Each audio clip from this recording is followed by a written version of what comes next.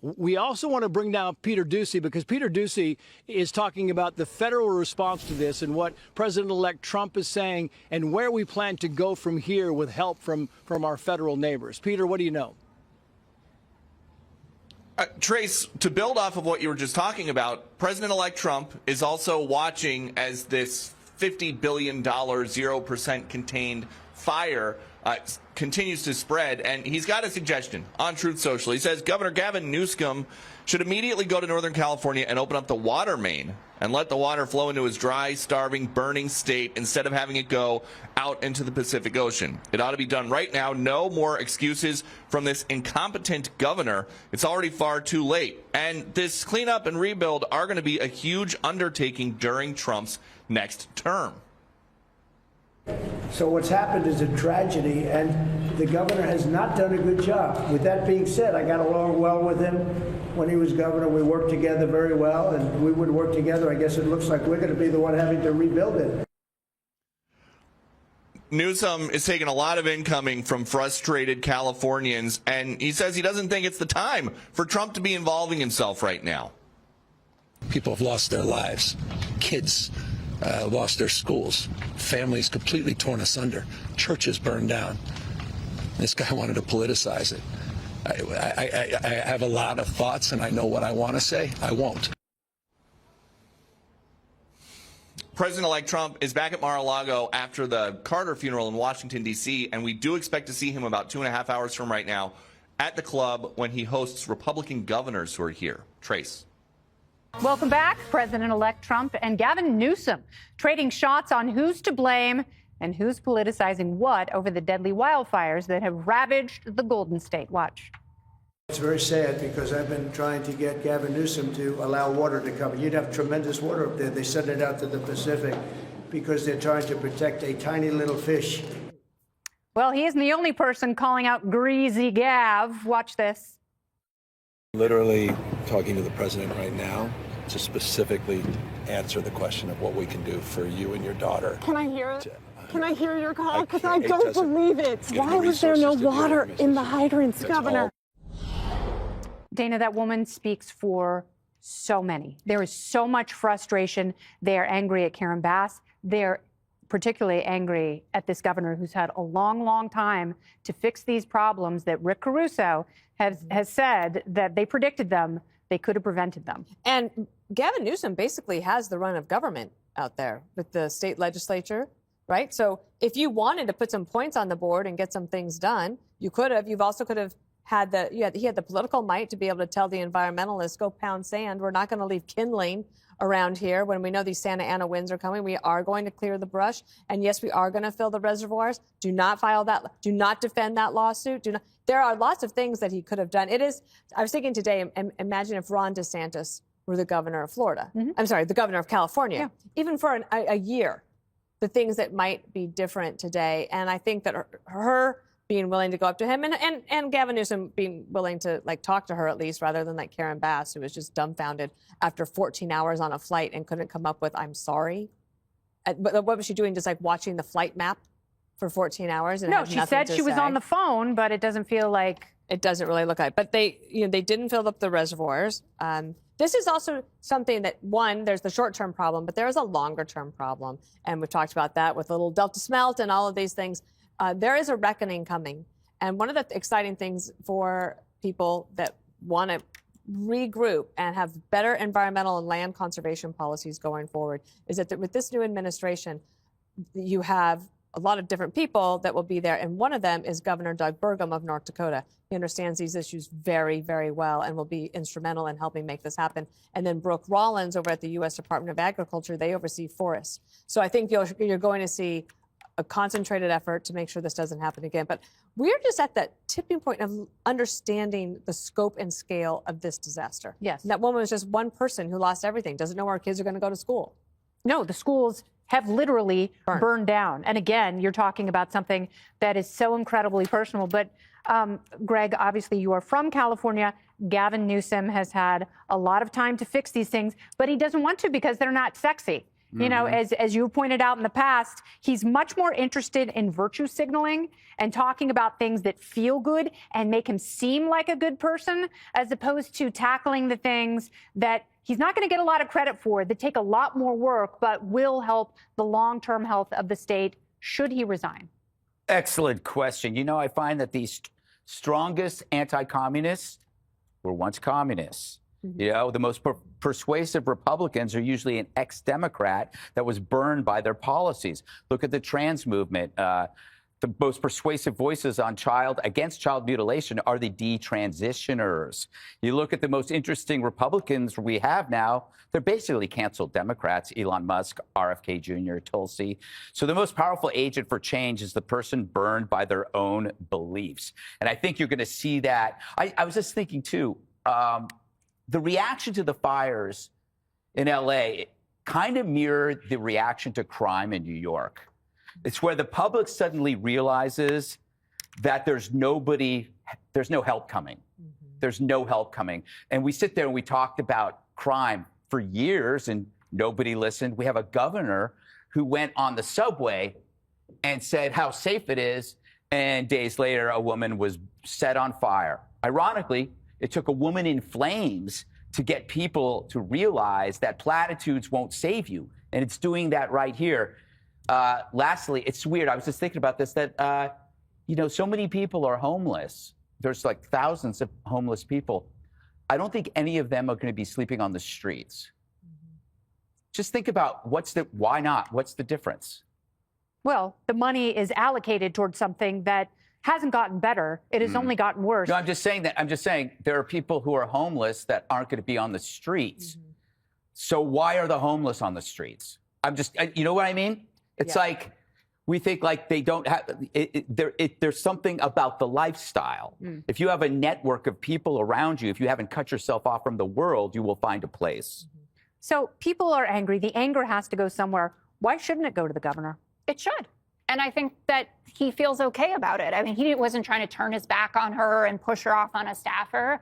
I think that Gavin Newsom, especially in the post-French Laundry world, understands that you need to do constituent relations better, and you need to be a public face for it. And I haven't seen him cowering from this. I think that's the only thing he does. I think he's a public face, and I think he's really good at optics. But when he says things like, we're going to leave the water up to the local folks, it's a state issue. It's not just a local issue. And I think he was trying. It was a longer conversation than just that soundbite, obviously. And I'm not here to say that everything has gone perfectly. Obviously not. It's going to be $52 billion probably to repair this. You know, tens of thousands, hundreds of thousands displaced. I hope that it's only 5 who have passed away, but we don't know. And it's not because I'm a Pollyanna or I can't take it. I just don't see why it's worthwhile for President-elect Trump to be calling him Gavin Newsom, or to say, like, you should resign right now. Like, if Barack Obama had shown up in New Jersey after Sandy and said, like, hey, Chris, you could lose a few pounds or something like that, or gone down to Florida and said to DeSantis, like, those lifts are doing a lot of work down there, right? How tall are you really? Like, why I don't think he's. Yeah, he is. He's making fun. Greasy Gavin Newsom. You know, but Jessica, that's the issue with you guys. No, You're so obsessed with talk. I'm not. And not action. I have action things to say on top of that. I'm making a point then say about them, Jessica, because no one cares stop talking about so I can. Name calling. All right. Actually, some people do. No, no one cares what he calls them, Jessica. The state is on fire. The state's on fire, and you're out here saying they have water. No. They don't have water. I'm saying that the tanks were full. There was a pressure problem. Either way, Jessica, there's a pressure problem because their tank was empty. The governor of California should not have to put a fact check up on his site that says Trump is conflating 2 entirely unrelated things: the conveyance of water to South California and supply from local storage. No such document as, quote, water restoration declaration exists. It's pure fiction. Why can't President-elect Trump take the mandate that he got, right? A lot of left-leaning people voted for him and show up and just say... I know we're in the middle of Jesse on Jesse action, but let's hear from Jesse Water. I was loving that action. Jesse. I mean, I have press releases from the state, from the DOJ. California sues Trump administration to block water rules. Attorney General Becerra files lawsuit against Trump administration. They're trying to send water from the north to the south, and they're suing them to stop it because of fish that no one eats, Jessica. That's all we're saying. That's what we're saying. We're saying that the guy can't run the state, and he's sitting there with his hands in his pockets. And you're bringing up the homeless. There's a good chance the homeless started this fire. Did you know that 54% of the fires that the LA Fire Department respond to were started by the homeless? And we're spending more money on the homeless than we are on stopping these fires, Jessica. This guy is a bad executive, and he wants to run for president, and he's got no army behind him. Bezos is gone. Bezos is in Mar-a-Lago.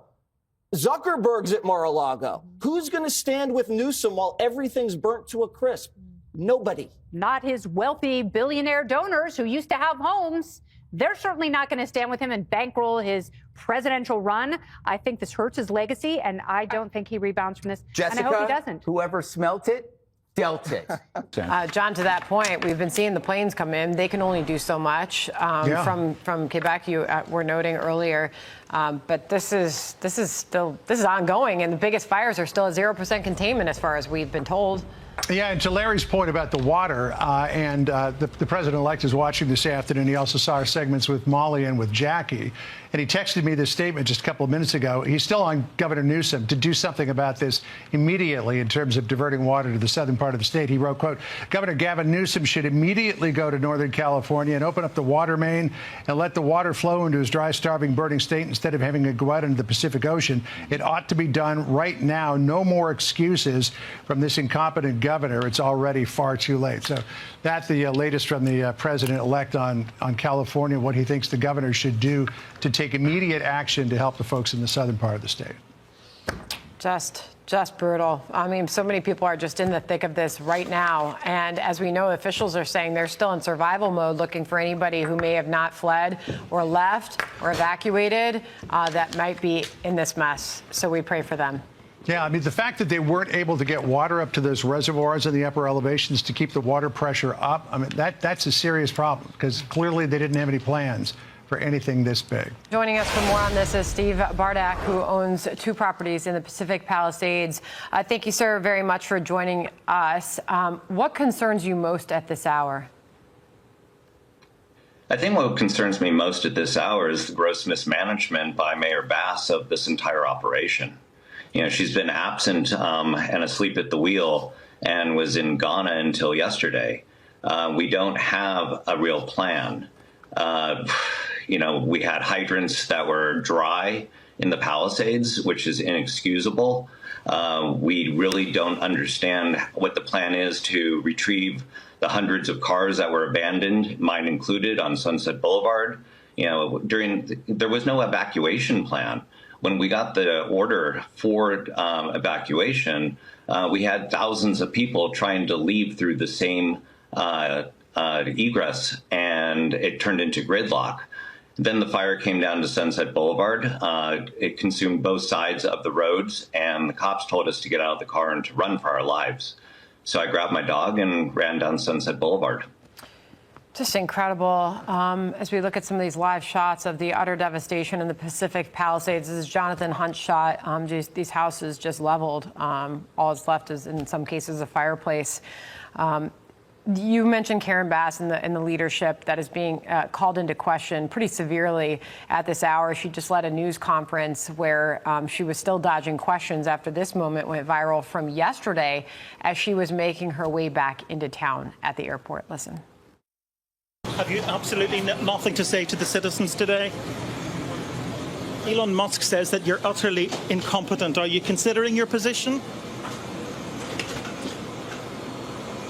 Madam Mayor, have you absolutely nothing to say to the citizens today who are dealing with this disaster? This, as many are asking, where is the management of this absolute crisis? And where was it leading up to it? Sure. We also have to ask 2 different questions right now, which is, what are we going to do about the sharp increases in insurance premiums that are going to happen because of this mass casualty event? You know, that has to be, we have to have a plan for that. Who's going to actually manage the build back of Los Angeles. We actually need a person that has proven expertise in development, that can oversee this type of a project, who is an effective leader. We need somebody like Rick Caruso. Yeah. We don't need somebody that is going to take taxpayer-funded boondoggle trips to Ghana and be asleep at the wheel while the city is burning. Steve, you know, it's interesting what you're saying there. These are live pictures, by the way. We continue to watch as they are able to get some aircraft up in the air while there's a dip in the wind speed right now. Just want to finish off with this because, to your point, Adam Kroll, a resident of that area, is suggesting that once people leave, and a lot of times when this happens and it's this bad, they don't come back. Watch. You guys all voted for Karen Bass, the mayor of Los Angeles. You all voted for Gavin Newsom. And now you get what you get. Oh, now that your house is on fire, well, now you're thinking about something else. Now you want to know what's going on. What's going on around here? All these people who were deep blue Democrats are now going to have to pull a permit to rebuild. And when they start running into the bureaucracy and the red tape, they're going to start going nuts, and they're going to vote for Rick Caruso next time because they want to get, that's all Trump says, is we're going to pull back the regulations. I just want to say Rick Caruso was on this program yesterday, ran against her in 2022 and lost. I want to get your quick final thought on that. I think Los Angeles made a mistake. Karen Bass does not serve the interests of LA residents. Some of the decisions are nonsensical, such as cutting $17.6 million from LA Fire Department's budget, but instead prioritizing homelessness, where roughly half of the funds of $1.3 billion was not even spent. And it just doesn't make any sense. You know, where are her priorities? What is her strategy? Where is the plan? She doesn't have one. We need a proven leader that is effective, that understands priorities, that understands business, like Rick Caruso. Yeah, well, that Palisades fire is still at 0% containment, so there is a lot still at risk here, and the threat is still very real. And we appreciate you joining us, Steve, on all of that. Our best to you. Thank you very much. President-elect Trump is calling out California's Gavin Newsom over the state's response to the fires and its long-term planning. Nate Foy is live in West Palm Beach, Florida. Hey, Nate. Hey, guys. Good morning. President-elect Donald Trump is highly critical of California Governor Gavin Newsom's water management decisions in the years preceding these horrific fires. Namely, Trump says that Newsom should have and refused to sign a water declaration or a water restoration declaration that could have put California in a much better position to fight these fires. I've been trying to get Gavin Newsom to allow water to come. You'd have tremendous water up there. They send it out to the Pacific because they're trying to protect a tiny little fish. And for the sake of a smelt, they have no water. They had no water in the fire hydrants today in Los Angeles. This is a true tragedy, and it's a mistake of the governor, and you could say the administration. So Trump is referring to a 2020 memorandum that he signed meant to bring more water to Los Angeles and other parts of California, but the state said it wasn't scientifically justified and sued to block it for concerns about endangered species. Newsom's office pushes back on Trump's story, saying, quote, "There's no such document as the Water Restoration Declaration. That is pure fiction." Meanwhile, Trump is demanding Newsom's resignation, writing on Truth Social, quote, "One of the best and most beautiful parts of the United States of America is burning down to the ground. It's ashes, and Gavin Newsom should resign. This is all his fault." Here's Newsom last night. One can't even respond to it. I mean, it's people are literally fleeing. People have lost their lives. Kids lost their schools. Families completely torn asunder. Churches burned down. This guy wanted to politicize it. What is the situation with the water? Obviously, in Palisades, it ran out last night in the hydrants. The local folks are trying to figure that out. I mean, just when you have a system that's not dissimilar to what we've seen in other extraordinarily large-scale fires, whether it be pipe, electricity, or whether it just be the complete overwhelm of the system. Trump will attend former President Jimmy Carter's funeral in Washington, D.C. today, and then he'll fly back to Palm Beach, where he will meet with Republican governors at Mar-a-Lago tonight. We'll send it back to you. All right, Nate, thank you very much. Yeah, they're talking about the tanks. They were empty at 5 o'clock. At 5 o'clock, they were empty. On Tuesday? On Tuesday. You got to be kidding me. Pacific Palisades, I mean, if you have a $3 million home, if the taxes are like New York, it's probably $50,000, $60,000, $70,000 in taxes you're paying. And you can't get a hydrant? Yeah. You can't get a hydrant in front of your house? I mean, what about working class areas? If the high tax areas can't do this, and Rick Caruso came out and said, I talked to firefighters. They are frustrated. They're pulling up, and they said there's no water there, and they said that they don't have equipment necessary to fight. So, and while she decides, Karen Bass says, I'm looking at my budget, and I got to give over $1 billion to homeless, and I got to cut $23 million from the budget for firefighters. And they came back and said, you can't cut 23. So she says, all right, we'll just cut 17. How does that sound? I would just like someone to tell me the appropriate time to criticize the leadership here. I mean, to the president, and I talked to the president last night, his criticism is warranted. He predicted this before it even happened. And he said, this is something that we can do to solve this problem. Okay, they don't do it. And now we're in this mess. A governor who loves to do press conference, loves the showboat of, you know, the office, but when it comes to management and leadership stuff, he was asked about the fire hydrants, and he says he's going to leave it to the locals. There's a tragedy going on county to county, okay, city to city. You would think the state would have a position on that. And he says, just go to the locals. That's a failure of leadership. One young man in Pacific Palisades, I saw an interview with him. He was a high schooler.